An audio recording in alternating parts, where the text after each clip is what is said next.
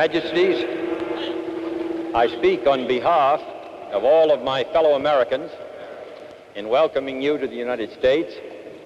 The interest of both of us is the same: to maintain our freedom, to maintain our peace, and to provide a better life for our people. That is the purpose of your visit, Your Majesty, as to how we can jointly concert that effort.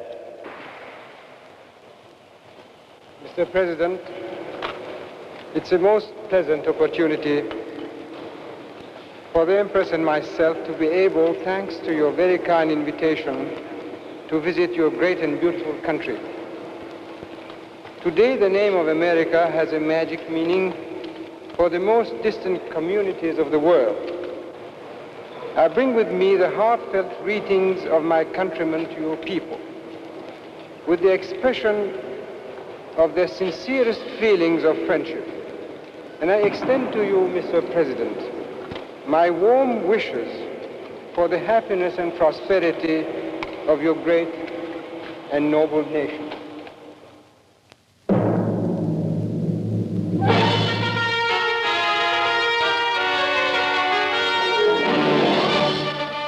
Cape Canaveral, home of the American Space Agency, center of scientific research in outer space. It is here that astronaut John Glenn was launched into his orbital flight around the Earth. Cape Canaveral is a high point in the official visit of the Shah of Iran to the United States in the spring of 1962.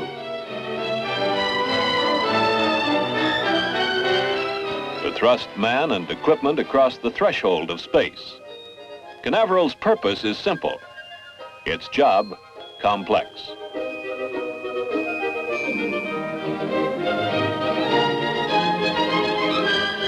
"35 scientific satellites have rocketed from these launch pads since 1958. 9 are still in orbit, sending back data that expands man's knowledge of the universe. 22,000 scientists and technicians man the National Aeronautics and Space Administration Launch and Communications Center. During flight, this is the nerve center of a world-circling network of 16 tracking stations which maintain continual communication with the space capsule. Man rides through space in an intricate vehicle containing more than 10,000 parts.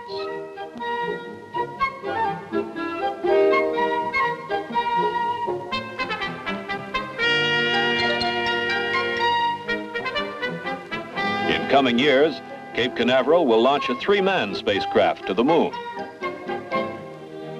In the United States Capitol in Washington, members of Congress hear the Shah speak of the friendship, respect, and firm alliance that exists between the people of Iran and the United States. America gave us generous and valuable financial and military assistance, thus greatly facilitating our task in the implementation of our vast economic and general development and security plans, for which I wish to express to you our deep gratitude and sincerest thanks.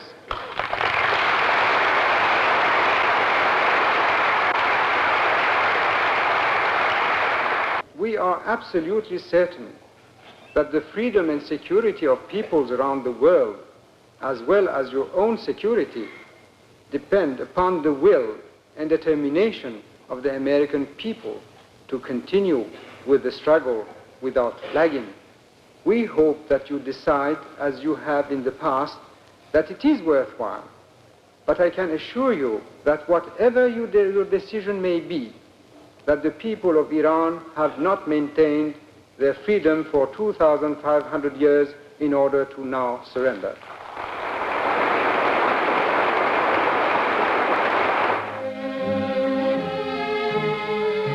At the White House, residence of American presidents, the Shah and Secretary of State Rusk join President Kennedy and Defense Secretary McNamara to discuss the collective security arrangements between the two nations.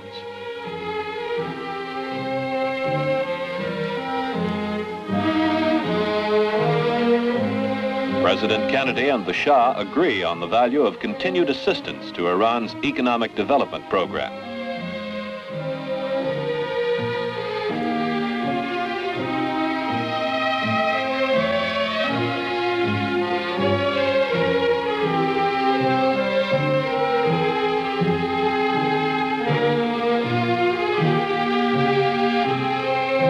Washington's National Press Club.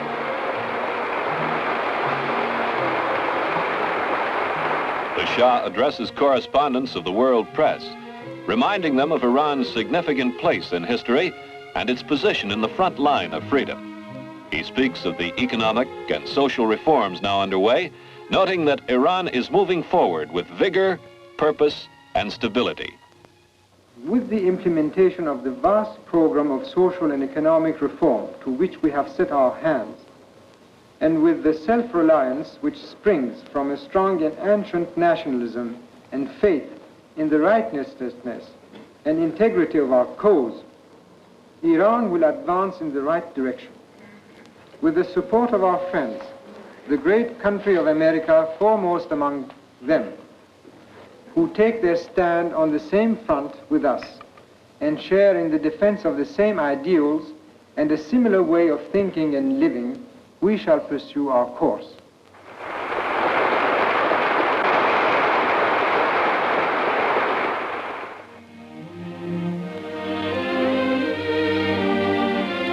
The National Gallery of Art, which houses hundreds of paintings and pieces of sculpture, is host to the Empress Farah. Gallery director Dr. John Walker points out some of the masterpieces and describes the gallery's role as sponsor of lectures, concerts, and publications.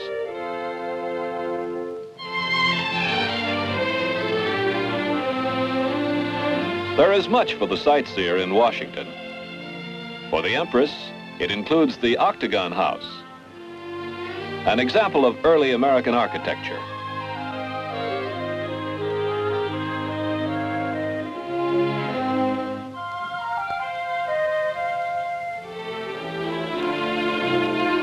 A state dinner at the White House.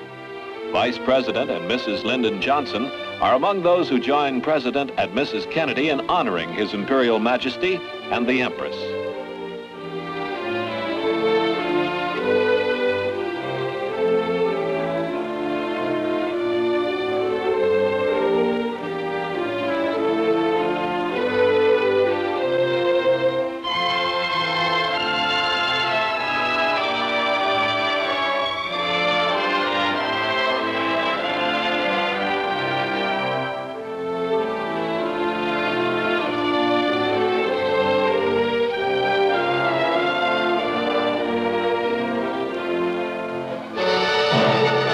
The United States Strike Command, a combined airborne force, displays its capabilities.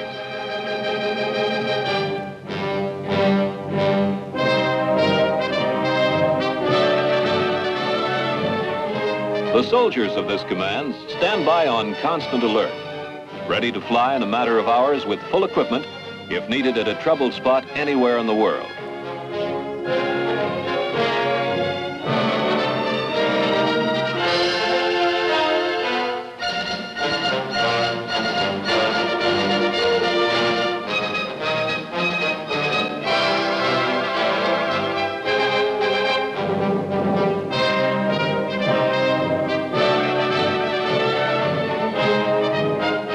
The immediate ready force, a team of Army and Air Force units, is a shield against aggression.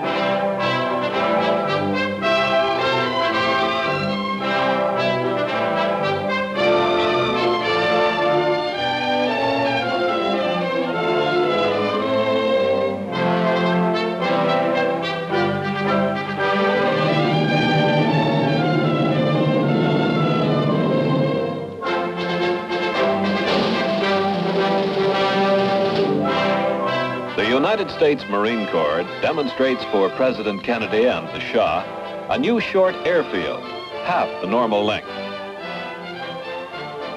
It is a portable airstrip which can be flown anywhere and set up in 3 days' time. Planes can be launched into the air from a catapult or with the aid of booster jet rockets.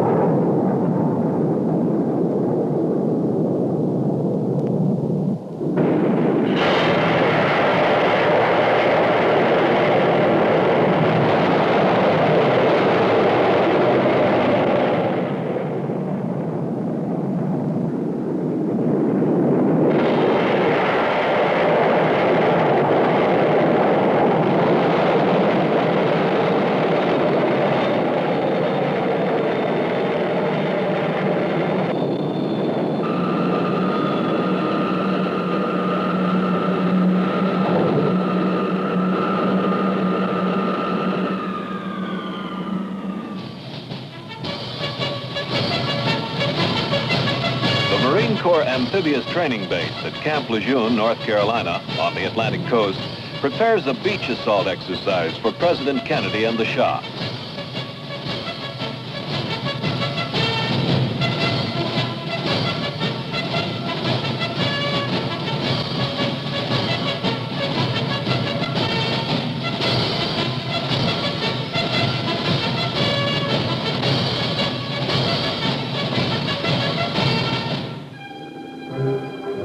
From the sea, from the air, and on the ground, America's fighting men display the power to help sustain the security and independence of free nations.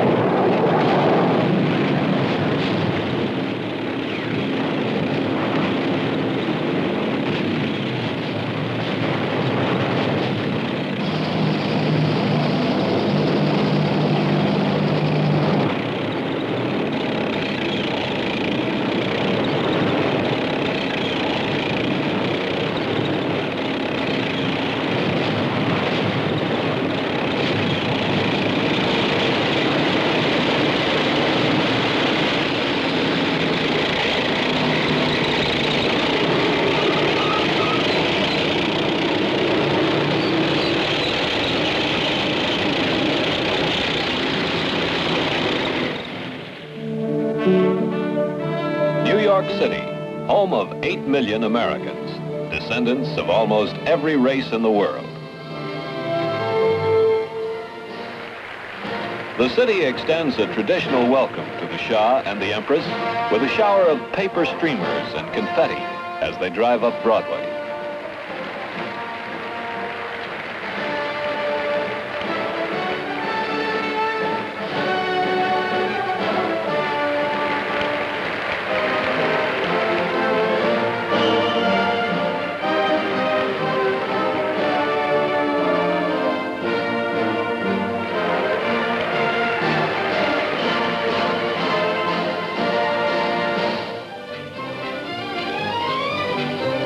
Skyscrapers, museums, libraries, parks, facets of America's greatest metropolis.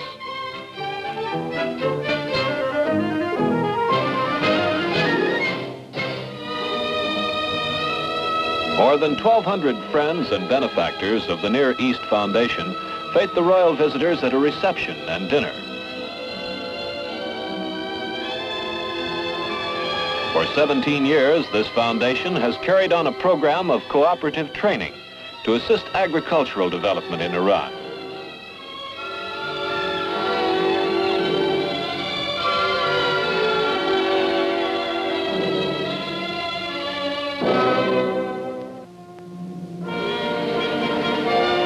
Acting UN Secretary General U Thant of Burma greets the Shah and his party at the United Nations headquarters.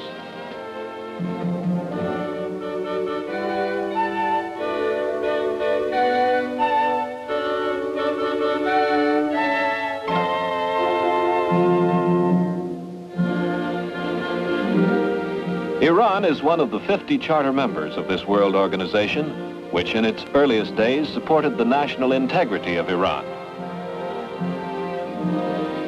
Chiefs of UN delegations join the Shah and his party. They visit the Security Council chambers where world issues are brought for solution.